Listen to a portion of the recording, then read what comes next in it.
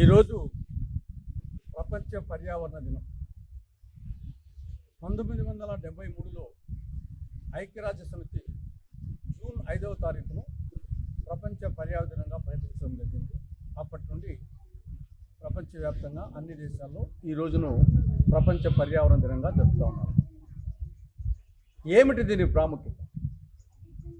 అసలు ముందు పర్యావరణం అంటే ఏమి? మానవునికి చుట్టూ ఉండే పరిసరాలను పర్యావరణం అంటారు. మానవునికి చుట్టూ ఏముంటాయి? తోటి మానవులు ఉంటారు, మొక్కలు ఉంటాయి, చెట్లు ఉంటాయి, పక్షులు ఉంటాయి, జంతువులు ఉంటాయి, క్రిమి కీటకాలు ఉంటాయి, సూక్ష్మజీవులు ఉంటాయి. ఇవి జీవం ఉండేటి. జీవం లేనేటి గాలి, నీరు, ఆకాశం, భూమి, కొండలు, గుట్టలు, సూర్యరశ్మి, ఉష్ణోగ్రత, ఇవన్నీ ఈ జీవం ఉండేటి, జీవం లేనేటి, ఇవన్నీ కలిసి పర్యావరణం అంటారు.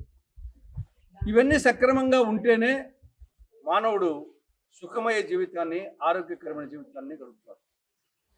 అవి సక్రమంగా లేకుంటే సుఖమయ జీవితం దేవుడు ఎరుగు, ఆఖరికి మానవ మనుగడే ప్రమాదం లేకపోతుంది.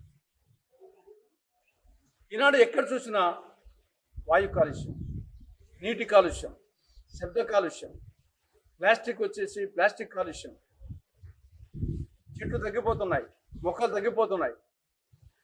కాబట్టి ఇది ఇలాగే కొనసాగితే మానవ మనుగడకే ప్రమాదం అని భావించి ఐక్యరాజ్య సమితి ఈ యొక్క జూన్ 5వ తారీఖున ప్రపంచ పర్యావరణ దినంగా ప్రకటించడం జరిగింది.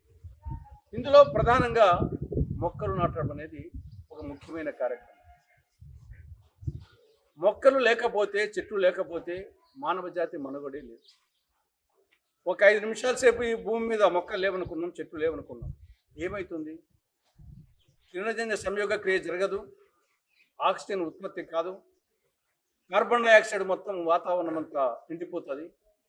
ఆ వాతావరణ కాలుష్యంతో కార్బన్ డైఆక్సైడ్ పీల్చి మానవ జాతి మనుగడ కోల్పోతుంది. అదేవిధంగా ఈ ఆక్సిజన్ నుండి ఓజోన్ పొర ఏర్పడి సూర్యరశ్మి నుండి నీలలోహిత కిరణాలు మానవ శరీరం మీద డైరెక్ట్గా పడకుండా కాపాడుతూ ఉన్నాయి.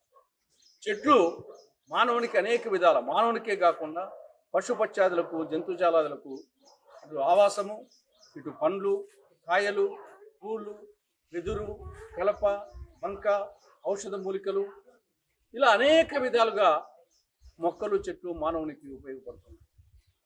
మొత్తం మానవ సంస్కృతే అడవుల్లో, చెట్ల మధ్య ప్రారంభమైంది. మన ఋషీశ్వరులు ఆ అడవుల మధ్య జీవించి, చెట్ల మధ్య జీవించి మనకు అనేక గ్రంథాలు, అనేక శాస్త్రాలు మనకు అందించారు. త్రేతాయుగంలో శ్రీరామచంద్రుడు, సీతారామ లక్ష్మణులు 14 సంవత్సరాల పాటు చెట్ల మధ్య అరణ్యవాసం చేశారు. ద్వాపరయుగంలో పాండవులు 12 సంవత్సరాల పాటు చెట్ల మధ్య అరణ్యవాసం చేశారు. కాబట్టి చెట్లు, ఈ యొక్క పర్యావరణము మానవ జాతి మనుగడకు అవసరం.